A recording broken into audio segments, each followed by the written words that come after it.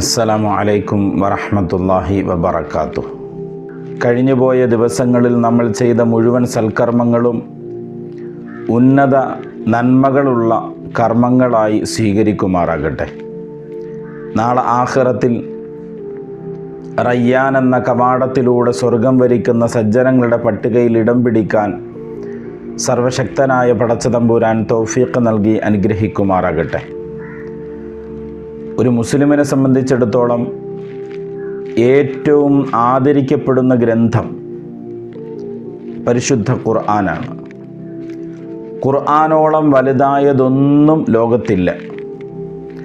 അത് എത്ര വലിയ മൂല്യമുള്ള ഗ്രന്ഥമാണെന്ന് പറഞ്ഞാലും അത് ഖുർആനെക്കാളും വിലമതിച്ച് കാണാൻ ഒരു മുഅ്മിനിന് ഒരിക്കലും സാധ്യമല്ല. അതുകൊണ്ട് തന്നെ ആ ഖുർആനിനെ ആദരിക്കേണ്ട രൂപത്തിൽ ആദരിക്കുകയും അതിന് വേണ്ടുന്ന പരിഗണന കൊടുക്കുകയും ചെയ്യുക എന്നത് ഒരു മുസ്ലിമിനെ സംബന്ധിച്ചിടത്തോളം ഏറ്റവും അത്യന്താപേക്ഷിതമായ കാര്യമാണ്. ഖുർആനുമായി ബന്ധപ്പെട്ട് നാം ശ്രദ്ധിക്കേണ്ട കുറച്ച് കാര്യങ്ങൾ നമുക്ക് എണ്ണി മനസ്സിലാക്കാം. അതിലൊന്നാമത്തത്, അംഗശുദ്ധി വരുത്തിയിട്ട് മാത്രമേ, എന്ന് പറഞ്ഞാൽ വുളൂ ചെയ്തതിന് ശേഷം മാത്രമേ ഖുർആനിനെ എടുക്കാൻ പാടുള്ളൂ. ഇത് പരിശുദ്ധമായ ഖുർആനിലൂടെ തന്നെ അള്ളാഹു നമ്മളോട് കൽപ്പിച്ചിട്ടുള്ള ഒരു യാഥാർത്ഥ്യമാണ്. ലാ യമസ്സുഹു ഇല്ലൽ മുതഹ്ഹറൂൻ. പരിശുദ്ധിയോടുകൂടിയല്ലാതെ, ശുദ്ധിയുള്ളവരല്ലാതെ ആ പരിശുദ്ധ ഖുർആനിനെ തൊടുക പോലും ചെയ്യരുത് എന്നതാണ് ഖുർആനിൻ്റെ കൽപ്പന. അത്രത്തോളം ശുദ്ധമായതാണ് ഖുർആൻ. അത് അള്ളാഹുവിൻ്റെ വചനങ്ങളാണ്. അള്ളാഹുവിൻ്റെ വചനങ്ങളെ കോർത്തിണക്കിയ മുസ്ഹഫാണ് നമ്മൾ എടുക്കുന്നത്. അപ്പോൾ അതിന് കൊടുക്കേണ്ട ആദരവ്, അതിന് കൊടുക്കേണ്ട പരിഗണന നാം കൊടുത്തേ മതിയാകൂ. രണ്ടാമത്തതിലേക്ക് പോകാം. അശുദ്ധിയുടെ സമയങ്ങളിൽ ഖുർആൻ തൊടുക മാത്രമല്ല കേട്ടോ, അത് ഓതുകയും കൂടി ചെയ്യരുത്. അശുദ്ധി, പുരുഷനും അശുദ്ധി ഉണ്ടാകും. സ്ത്രീകളെ സംബന്ധിച്ചിടത്തോളം അവർക്കും അശുദ്ധിയുടെ സമയങ്ങളുണ്ടാകും. ആ സമയങ്ങളിൽ ഖുർആൻ എടുക്കാൻ പാടില്ലാത്തതുപോലെ തന്നെ ഖുർആൻ ഓതുക പോലും ചെയ്യരുത് എന്നുള്ളതാണ് ഖുർആനിനോടുള്ള മര്യാദയുടെ ഭാഗമായി നമ്മെ പഠിപ്പിക്കുന്നത്. ഇനി മൂന്നാമത്തേതിലേക്ക് പോകാം. ഖുർആൻ ഓതുമ്പോൾ കഴിയുന്നതും അതിൻ്റെ നിയമങ്ങൾ പാലിച്ച് തന്നെ ഓതാൻ ശ്രമിക്കുക. കാരണം നിയമം പാലിക്കാതെ ഖുർആൻ ഓതുന്നതിലൂടെ ഖുർആൻ തന്നെ നമ്മെ ശപിക്കുമെന്നാണ് റസൂലുള്ളാഹി സ്വല്ലല്ലാഹു അലൈഹി വസല്ലമ തങ്ങൾ പറഞ്ഞത്. എല്ലാവർക്കും നിയമങ്ങൾ കൃത്യമായി അറിഞ്ഞുകൊള്ളണമെന്നില്ല. പക്ഷേ കഴിയുന്നതിൽ ഏറ്റവും മികച്ച രൂപത്തിൽ അത് നിയമങ്ങൾ പഠിച്ച് മനസ്സിലാക്കി കഴിയുന്നത് പോലെ നന്നായി തന്നെ ഓതുന്നതിൽ ശ്രദ്ധിക്കേണ്ടതുണ്ട്. നാലാമത്തത്, ഈ പരിശുദ്ധമായ ഖുർആനിനെ ഉയർന്ന സ്ഥലങ്ങളിൽ വയ്ക്കുക. നമ്മുടെ വീടുകളിൽ, അലമാരകളിൽ, ഷോക്കേഴ്സുകളിൽ ഒക്കെ വയ്ക്കുമ്പോൾ ഉയർന്ന ഭാഗത്ത് തന്നെ വയ്ക്കാൻ ശ്രദ്ധിക്കുക.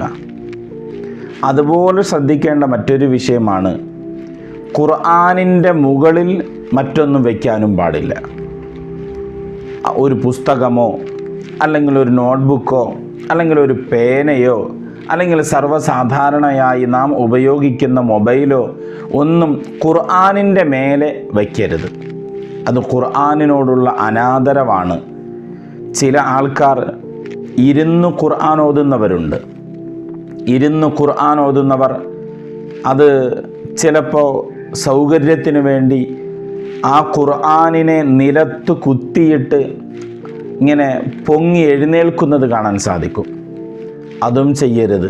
അത് ഖുർആനിനോടുള്ള അനാദരവാണ്. ചിലർ ഖുർആനിനെ തറയിൽ വച്ചിട്ട് ഓതുന്നത് കാണാം. അതും തെറ്റാണ്, ചെയ്യാൻ പാടില്ല. കാരണം നമ്മുടെ കയ്യിലിരിക്കുന്നത് സാധാരണ ഒരു ഗ്രന്ഥമല്ല, അത് ദൈവീകമായ വചനങ്ങളാണ്, അതെ അള്ളാഹുവിൻ്റെ വാക്കുകളാണ്. നമ്മൾ അത്രത്തോളം അതിനെ ശ്രദ്ധിച്ചില്ല എങ്കിൽ തീർച്ചയായും അതിൻ്റേതായ ദുരനുഭവങ്ങൾ, ആ ബുദ്ധിമുട്ടുകൾ നമ്മുടെ ജീവിതത്തിലുണ്ടാകാൻ സാധ്യതയുണ്ട്. ഇനി അഞ്ചാമത്തത്, ഈ പരിശുദ്ധമായ നാം സ്നേഹിക്കുന്ന, നാം ആദരിക്കുന്ന ഖുർആനിനെ എപ്പോഴും അത് പൊടിപടലങ്ങൾ പിടിക്കാതെ വയ്ക്കുന്നതിൽ ശ്രദ്ധിക്കുക. നിങ്ങൾ ഹറമുകളിലൊക്കെ പോയിട്ടുള്ളവരാണെങ്കിൽ അവിടെ കണ്ടിട്ടുണ്ടാകും, ഖുർആനിൻ്റെ പൊടികൾ നീക്കം ചെയ്ത് വയ്ക്കാൻ വേണ്ടി മാത്രമായി ആ ഗവൺമെൻറ് അതിൻ്റെ ഉത്തരവാദിത്തപ്പെട്ട ഖാദിമീങ്ങളെ ചുമതലപ്പെടുത്തിയിട്ടുണ്ട്. അവർ ചെയ്യുന്നത് എല്ലാ ദിവസങ്ങളിലും ഖുർആൻ എല്ലാം എടുത്ത് അതിൽ പൊടിയൊക്കെ തൂത്ത് വൃത്തിയാക്കി വയ്ക്കുന്നത് കാണാൻ സാധിക്കും. എന്തുകൊണ്ടാണ്? ഖുർആൻ അത്രത്തോളം പവിത്രതയുള്ളത് കൊണ്ടാണ്. നമ്മുടെ വീടുകളിലുള്ള ഖുർആനുകൾ അങ്ങനെയാണോ അല്ലയോ എന്നൊരു ശ്രദ്ധിക്കും. നമ്മുടെ ഖുർആൻ പൊടിപടലങ്ങൾ നിറഞ്ഞിരിക്കുന്നതാണെങ്കിൽ അത് അതിനോട് കാണിക്കുന്ന അനാദരവാണ്. നമ്മൾ അതിനെ എടുക്കുകയും അതിനെ തുടച്ച് വൃത്തിയാക്കുകയും അത് ആ ഓരോ ഖുർആനും എടുത്ത് പാരായണം ചെയ്യുകയും അതിലൂടെ നമ്മൾ പടച്ചവൻ്റെ കൽപ്പനകളെ വായിച്ച് തിരിച്ചറിയുകയും ചെയ്യേണ്ടതുണ്ട്. ഇനി ആറാമത്തത്, നമ്മൾ ഖുർആൻ ഓതാറുണ്ട്. ഓതിയിട്ട് ഖുർആനിൻ്റെ സ്ഥാനങ്ങളിൽ കൊണ്ട് അവകള വയ്ക്കാറുമുണ്ട്. എന്നാൽ ഖുർആൻ വയ്ക്കേണ്ട രൂപത്തിലാണോ നമ്മൾ വയ്ക്കാറുള്ളത്? അല്ല. ചിലപ്പോൾ തിരിച്ചും മറിച്ചുമൊക്കെ എങ്ങനെയാണോ നമുക്ക് സൗകര്യമുള്ളത് ആ രൂപത്തിൽ വച്ചിട്ട് മടങ്ങിപ്പോകലാണ് സാധാരണ നിലയിലുള്ളത്. എങ്കിൽ അങ്ങനെയല്ല. ഖുർആൻ വയ്ക്കേണ്ടത് എങ്ങനെയാണെന്നറിയോ?